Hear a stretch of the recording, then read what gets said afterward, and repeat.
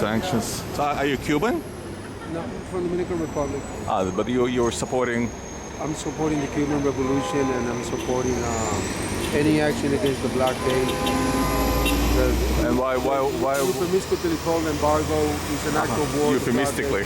Yes, called embargo. I see. And the blockade is illegal. It breaks international law, and it also is criminal. And it's an act of vengeance against the Cuban people for supporting the revolution. But why? I mean, honestly, I'm a little bit surprised when someone would support something that didn't really work out. Do you think that the revolution really worked? Absolutely, yes. And how so? Well, in Cuba, there is universal health care. There's education is totally free. The Cuban people are highly cultured, more so than the American people. But the fact that something, the fact that something is free doesn't necessarily mean that it's available. You know what I'm saying? The reason I'm saying that is I actually came from USSR originally. So USSR, Russia.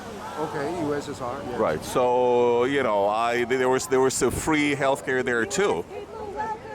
And yes, technically it's free, but try to get and see a doctor, try to get and see a specialist. But in Cuba, actually, it's totally different.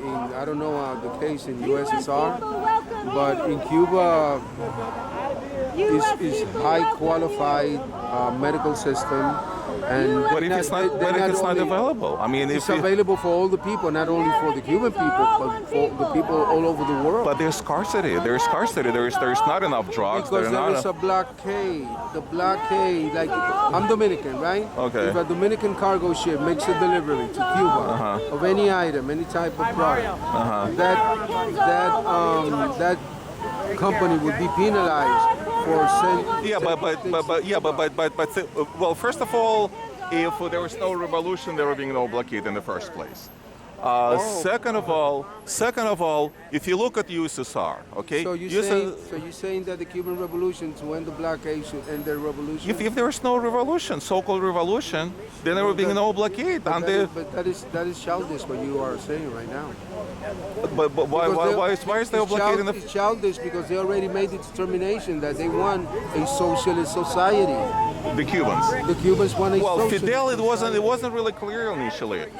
Fidel Castro, he was kind of, it wasn't really clear through the American government which way he's going to go until he embraced Khrushchev. But you're talking about 1959. Exactly, that's when blockade started. That's right.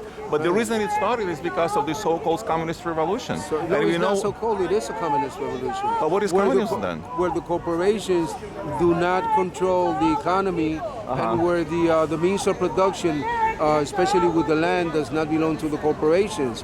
Over here, oil belongs to Exxon and Mobil, Now, if they discover oil right here on this spot, the oil will not belong to the people.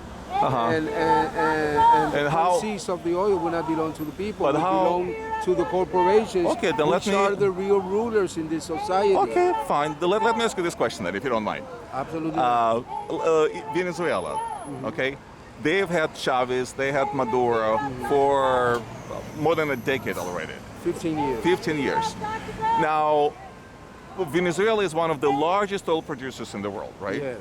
So oil now technically belongs to the people. Yes, it does. Right? Yes. It does. Look how situation has changed dramatically economic for the worse in Venezuela. Who says? Well, the corporate media says that is not so. Okay, were there lines before Chavez for toilet paper? Because they are hiding the products.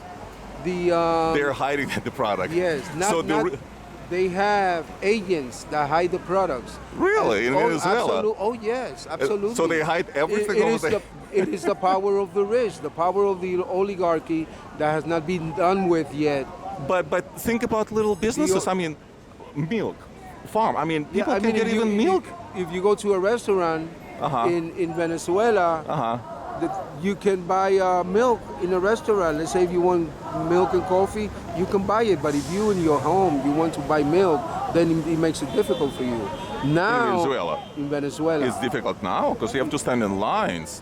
to get even staples. I mean, the basic because stuff. things are being hidden. They're being amassed. Yeah, but okay. They've been amassed.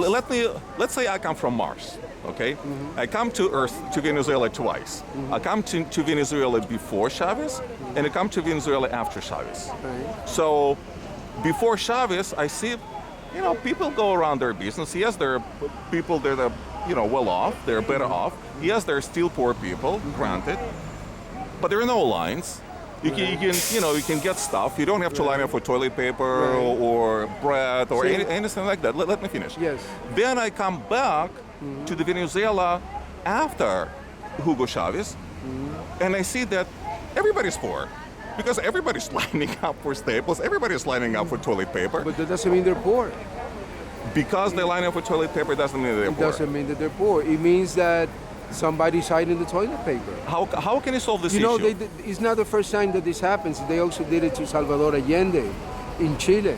It's when the rich uses his power because they still own the industries and they still own the main businesses in the country. So they use that power to use it politically. But you just said to undermine the government. But you said that in Venezuela now everything belongs to the people. Well, you just said it. No, I say the means of production, the main means of production, which is oil in Venezuela, now belongs to the people. And they're still poor. No, not necessarily. You think that they live better? No, now now they have free education. They even give what is not done in this country. They give free computers to the children in Venezuela. They don't do it over here. Do you know about that? That they call them caimanitas. And where did you get the computers from? They're made in Venezuela. The computers made in Venezuela. They are made and what's in Venezuela. What's the brand? Do you know the brand name? I have no idea the brand name. Do you know Dell? I'm sure you know HP. No, it's not Dell. It's not HP. Of course, no. because they just don't exist. Nobody makes computers in Venezuela. Oh, yes, I mean, come do. on. Oh, yes, they do. And how do they make computers? Okay, let's say they make computers. I'm not a computer technician. No, so but generally speaking, you know what the computers consist of. Computers are made of many different things, right? You know that people now,